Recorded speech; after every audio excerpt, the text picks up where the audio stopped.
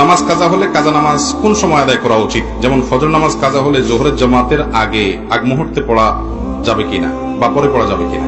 দেখুন, যদি ফজরের নামাজ কাজা হয়, এটা জোহরের আগে না, বরং কাজা হয়েছে ফর এক্সাম্পল আপনি ঘুম থেকে উঠতে পারেন না, অ্যালার্ম দিয়ে রাখছেন তাও উঠতে পারেন না, গভীর ঘুম হয়ে গেছে, অ্যাক্সিডেন্টলি এরকম হঠাৎ একদিন হয়ে গেছে, তাহলে যখন ঘুম ভাঙছে তাড়াতাড়ি করে উযু করে আগে নামাজ পড়ে ফেলবেন। কারণ হাদিসে আসছে, নবী করিম সাল্লাল্লাহু আলাইহি ওয়াসাল্লাম বলেছেন, মান নামা আন সালাতিন আও নাসিহা ফালইউসাল্লিহা ইযা যাকারাহা ফাইন্না যালিকা ওয়াক্তুহা।